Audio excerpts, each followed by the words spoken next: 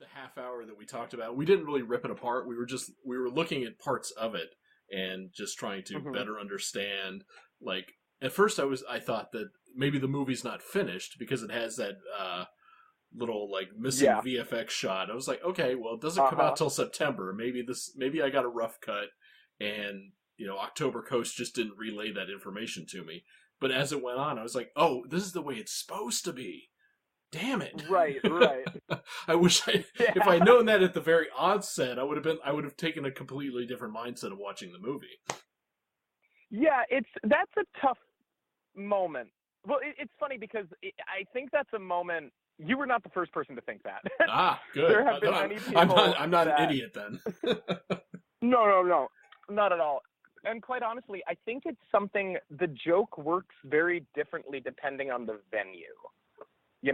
Like it's one of those where when I was sending rough cuts to friends and that was still in there, I 100% get why they were like, my guy.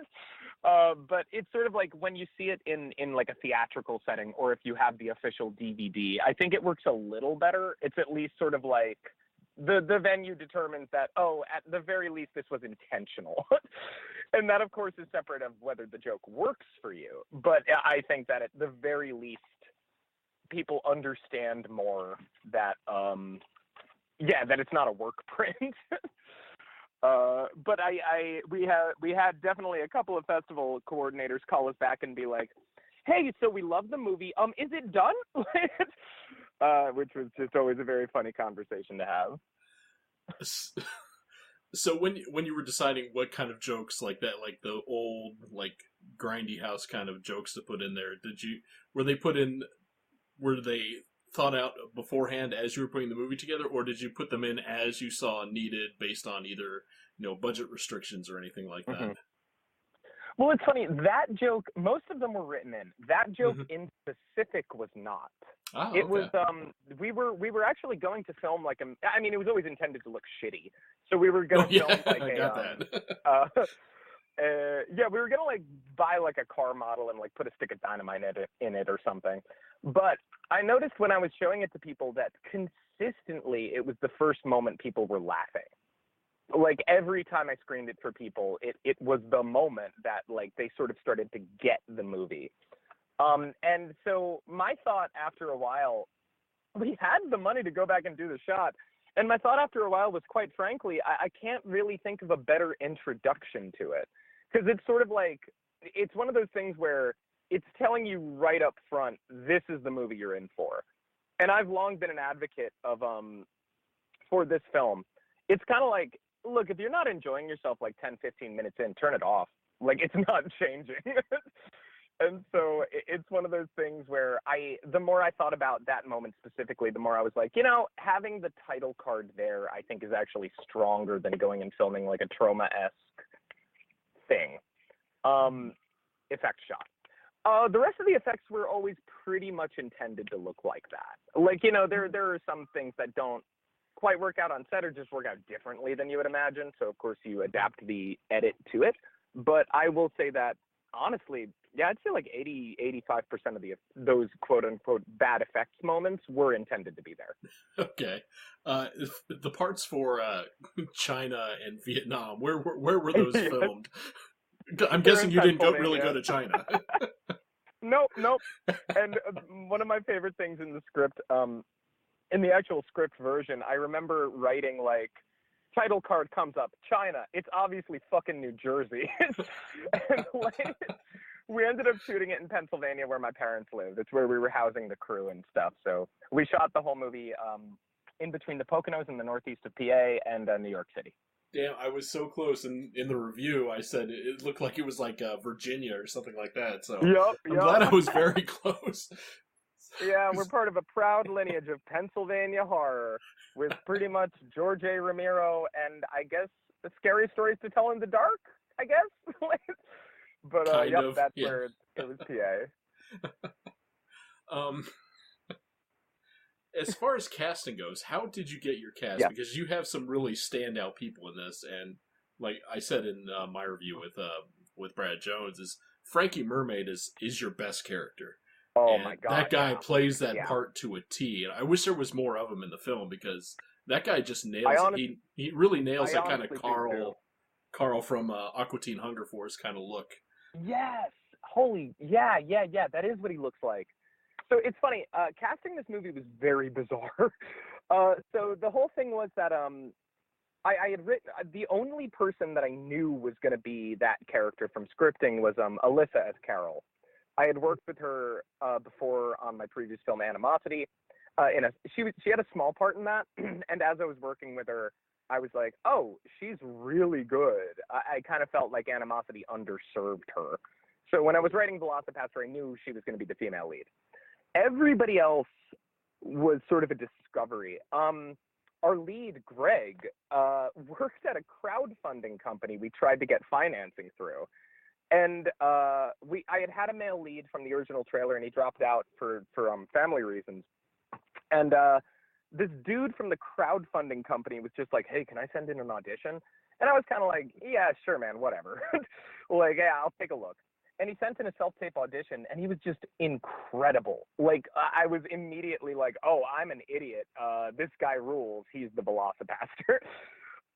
And so they were basically our two professionals. Everybody else in the cast was a friend or a member of my family. There are no other professional actors in it. And so Frankie Mermaid was a friend from film school. He's another filmmaker. And I had approached him to sort of play this gross pimp character. I didn't even have a name yet. And I was like, hey, Fernando, would you be interested in appearing in VelociPastor? I need a pimp character. And we were on a call, and he was like, Brendan, I'm going to stop you right there. Here's the thing. My name is Frankie Mermaid. Why is it Frankie Mermaid? Because I'm swimming in bitches. And he just, like, immediately rattles off this backstory.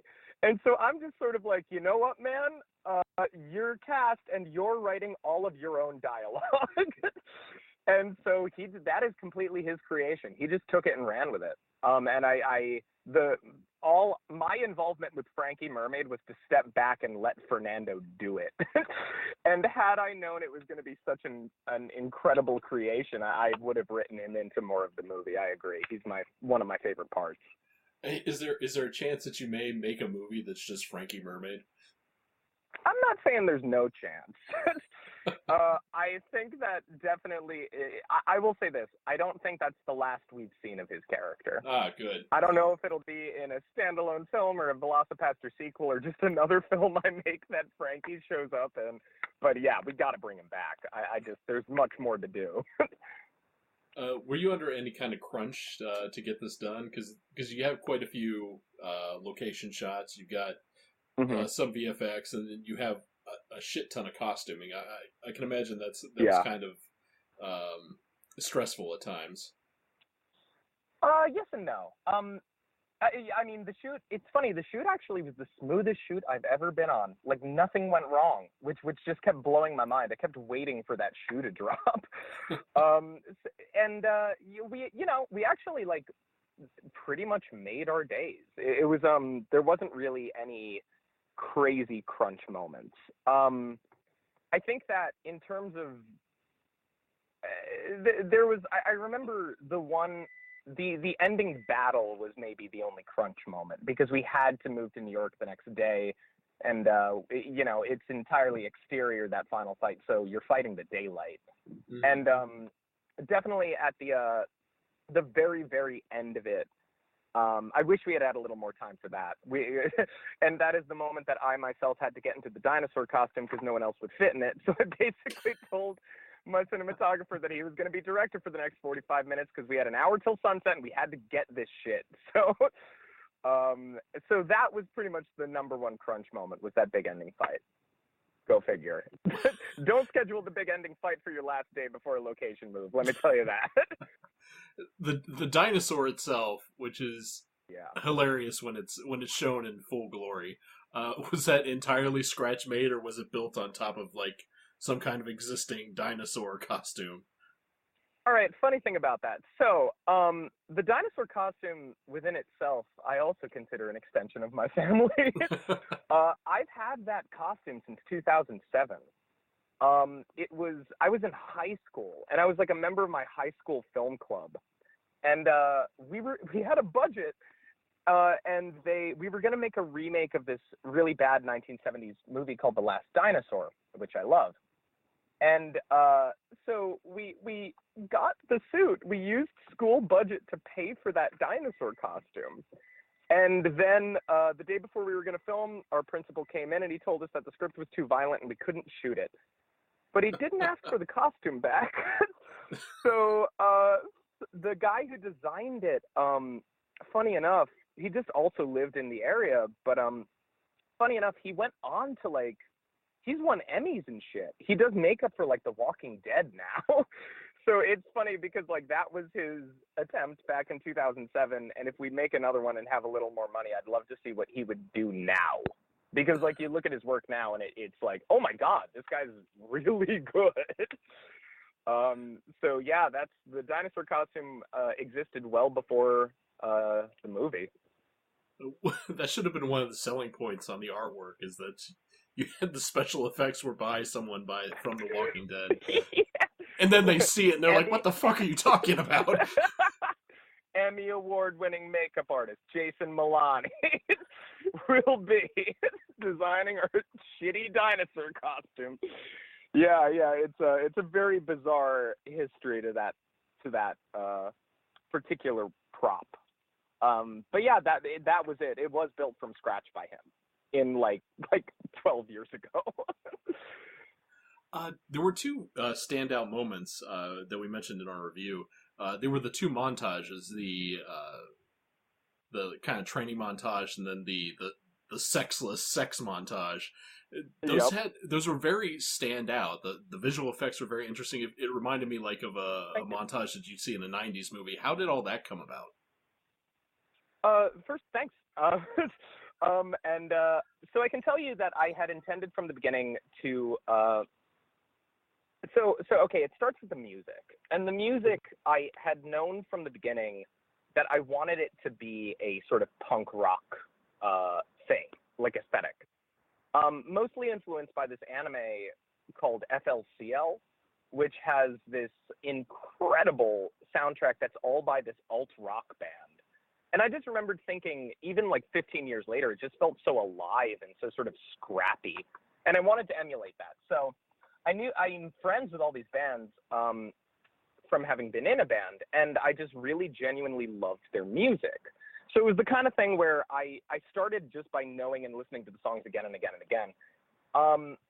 I will tell you that the sex scene in particular, I'll be real with you, I didn't really know what I wanted to do with it. The one thing I knew was that I wanted it to be like the obvious joke in your stupid dinosaur movie is for the sex scene to be like really explicit and puerile, and like it's gonna pan over and he has a dino dick or like something like that, you know? Something you expect in a trauma movie. Exactly. And so my thought was like, what if that's the one scene we play straight, where it's like this actually like tender kind of like, and it's the one scene that maybe we can flex our muscles and show that like, oh, we actually know what we're doing. Because I was kind of afraid that people would see the movie and just assume I was an idiot and just sort of not know how much of it was intentional, you know? And so that was one of the few moments that I was like, we make the hell out of this scene. But I when we got to shooting it, I still hadn't found the song for it. And so it was when we were, I just shot like a shit ton of footage and I trusted myself to find it in editing. So right after we wrapped, I had to fly to Latvia for a month for another film. And I was editing in Latvia and just listening to a lot of music to kind of like ground myself and remind myself of home. And I chanced upon that Matt the Band song because my cinematographer had just finished up a music video for it.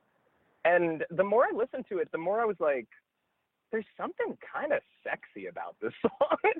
Like, I don't know what it is. There's something in the beat that I was like, this is a tender fuck song. And so I just sort of shut myself in a room for like 4 or 5 days with that song and that footage, and it came out the other side with what you see. It was just a matter of figuring out how to make the scene visually interesting and also make the scene what I needed it to be, which was sort of an emotionally grounding moment and also a moment of a sex scene like you hadn't seen it done before. Like, I really wanted to try something new and different.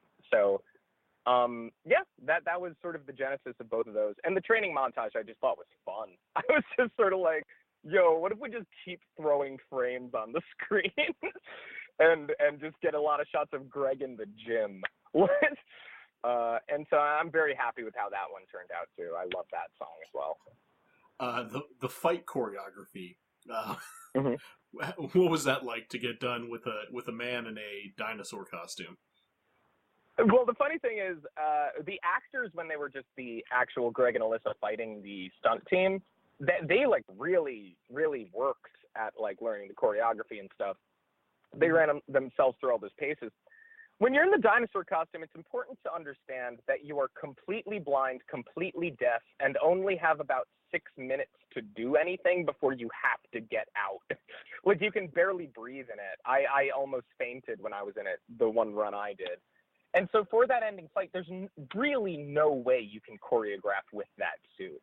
So I basically said to the stunt team, we're going to put the actor in there, and you guys have to make this work. Because he's just basically going to flail around blind, and you're going to have to be the people that are, like, making this look good, essentially, you know? So that, I will say, anytime the dinosaur costume was having to fight anything, that is a testament to the other actors that it's even anywhere close to anything. Because it genuinely, you cannot see in it. It's not like there are clandestine eye holes or anything. It's like you are blind. So, yeah, it was just sort of flailing and jumping around in a dinosaur costume and letting the stunt team do their work. What's the reception been, aside from what we said about it? What has the reception been overall, aside from a couple of assholes on a rando YouTube channel? No. I knew from the very beginning it was not a movie for everybody. And I will say that, like, honestly, it's been overwhelmingly very positive. It's a very love it or hate it movie. So there are people that just genuinely dig the hell out of it. And we showed in Texas, and there was a person there that had flown herself down from where we played in Chicago 5 days earlier because she wanted to see it again. It's like, that's the level of love some people have for it. And I think that it's polarizing. It's sort of like there are the people that really, really love it and think that it's like the most genius thing ever. And then there are people that are just very angry that it exists and just sort of do not want this to be part of their world. And then there's the, of course, in the middle, there's the 3.5 out of 5s that are kind of like, it's pretty good. I wish it had more money. And so somewhere in between there is, I think, where the general consensus has fallen. I will say it skews much more positive than negative, which I've been very happy about and proud of. I will also say I do not begrudge people the negative reviews. Like, honestly, I don't. Like I said, I showed this movie to my grandfather, a deeply Catholic gentleman, and let me tell you, he was not amused. He watched it in stone-faced silence for 75 minutes, got up, like, quiet as the grave, looked around the room and just said, "So anyway, what's for dinner?" And that was his review. And I was like, oh, all right, well, sorry, Grandpa. But generally, people have been very positive, and I've been very happy about that. That's one of the reasons why I try not to screen films before I have to talk to either the actors or filmmakers, because I don't want to go in like having an opinion of the movie. I just kind of want to go in blind, just talk about it. But unfortunately, we just had to review it because it was just such it was such a thing that it couldn't be ignored. Yeah. It truly has become a thing, much to my shock. But here we are. Have you thought about like sending it to the Dove Foundation to see how many doves they'd give you? Whoa! Now I have. Yes, that is a thing a human, will actually do. 0, like, negative, like 5 dead doves. I'd like to see like what their review would be. Like it's just like there's Oh, nothing. I would be fascinated. Well, because I will say, just getting back to the reception overall again, I will say that honestly, I went into this movie I didn't go into this movie being like, yo, fuck the Catholic Church, like that wasn't my intention. We're just all here to have a good time. I am not religious, but I do not like judge people for being religious. You do you, just don't proselytize at me and we're cool. And I will say that most of the religious community that's seen it loved it. And like when we were in Texas, there was like a real pastor named JR that took us all out to Texas barbecue the next day and wanted to like talk like theology and also like the movie. One of the coolest dudes I've ever met, and just really loved the movie. It's just sort of like a very slim margin of people that are like very I guess sensitive, like they just don't want anybody to make light of any aspect of it, and they are the ones that are much more sort of dicks about it. And it's always a little disappointing because I that genuinely was not the impression. Like even in positive reviews where I've seen people be like, yo, this guy's gonna piss off a lot of Christians. It's like I hope I don't. Like I just wanted people to have a nice time. I'm not here to be like, yo, and actually. So it's been interesting. Most religious people that have seen the movie though have, if they did not like it, it had nothing to do with the fact that he was a pastor. Right. It's not like you made something like called like Jesus Christ Baby Rapist or something like that. Exactly. It's like the Catholicism is not the main focus. No, and there's like one or two sort of like, sideline jokes about it, but it was actually a thing for me in writing where I was like, let's not make any like pedophile priest jokes, like it's just kind of obvious. And I was like, I just don't think I would find it funny. I want to find like the weird shit. Like what are the weird things we can make funny that don't involve like, actual bad things. Yeah, you're not telegraphing anything. You're just.